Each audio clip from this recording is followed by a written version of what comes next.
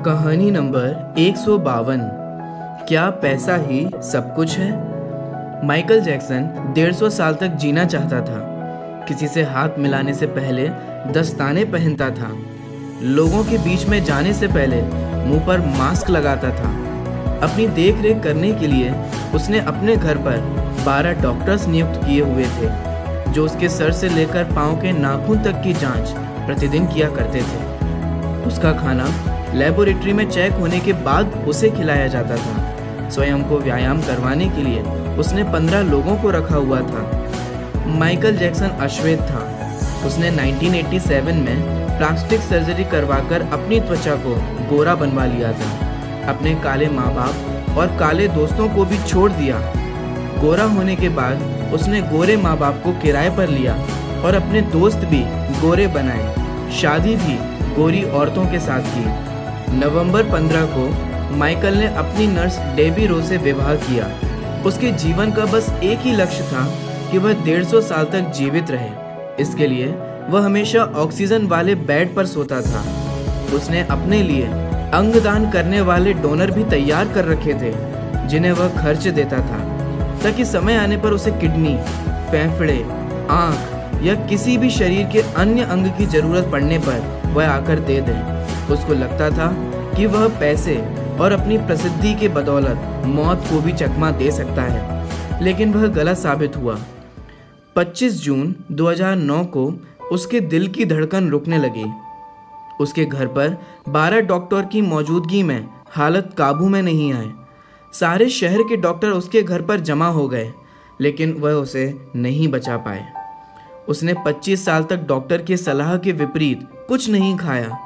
अंत समय में उसकी हालत बहुत खराब हो गई थी। 50 साल तक आते आते वह पतन के करीब ही पहुंच गया था और 25 जून 2009 को वह इस दुनिया से चला गया।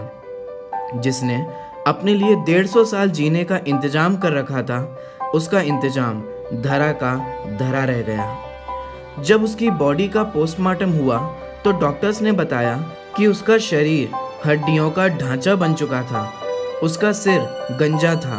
उसकी पसलियां, कंधे, हड्डियां टूट चुके थे। उसके शरीर पर अनगिनत सुई के निशान थे।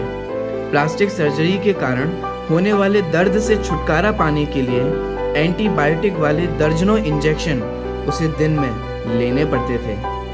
क्या आपको पता है, माइकल जैक्सन की अंतिम यात्रा को 2.5 अरब लोगों ने लाइव देखा था।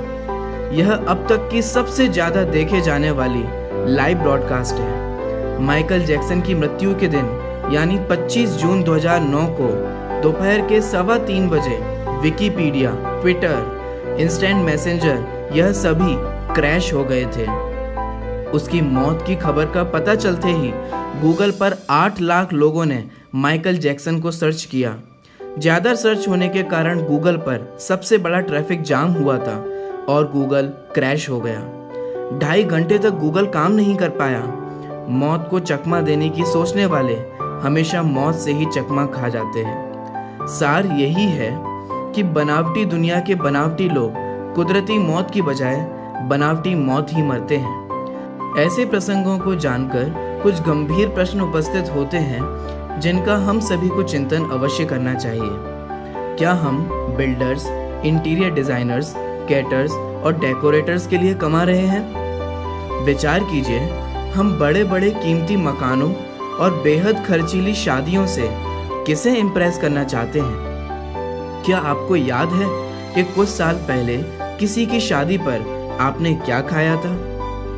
जीवन के प्रारंभिक वर्षों में क्या हम पशुओं की तरह काम में जुटे नहीं रहते? कितनी पीढ़ियों के खान पान और लालन पालन की व्यवस्था करनी है हमें। आजकल अधिकांश लोगों के 2 बच्चे हैं, बहुतों का तो सिर्फ एक ही बच्चा है। तो फिर सोचिए कि हमारी ज़रूरत कितनी है और हम पाना कितना चाहते हैं। क्या हमारी अगली पीढ़ी कमाने में सक्षम नहीं है जो हम उनके लिए ज़्यादा से ज़्यादा सेविंग कर देना चाहते हैं? क्या हम रोज अपने जीवन से कुछ समय निकालकर अपनी शांति के लिए, स्वयं के स्वाध्याय के लिए समय नहीं निकाल सकते? हम कमाने के साथ आनंद भी क्यों नहीं प्राप्त कर सकते? इससे पहले कि आप स्लिप डिस्क के शिकार हो जाएं, इससे पहले कि कोलेस्ट्रॉल आपके हार्ट को ब्लॉक कर दे, ज्ञान और आनंद प्राप्ति के लिए समय निकालिए। वास्तव में विचार करें तो हम किसी प्रॉपर्टी के मालिक नहीं होते।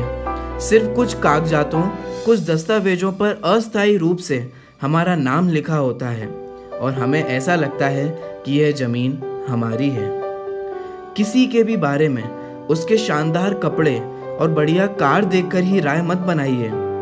इस कहानी का सार यही है कि धनवान होना गलत नहीं है, लेकिन सिर्फ धन संबंधी ही विकल्प करना, सिर्फ धनवान होना गलत है। आइए हम और आप जिंदगी को पकड़ें इससे पहले कि जिंदगी हमें पकड़ ले। आपको ये कहानी कैसी लगी यह हमें कमेंट कर कर अवश्य बताएं। हमने बहुत मेहनत से और बहुत समय निकाल करके इस कहानी को बनाया। आप थोड़ा सा समय निकाल करके इस कहानी को सभी के साथ शेयर अवश्य करें। आपने ये कहानी अंत तक देखी और अपना बहुमूल्य समय इस कहानी को देखने में लगाया, अतः आपका हृदय से बहुत बहुत धन्यवाद।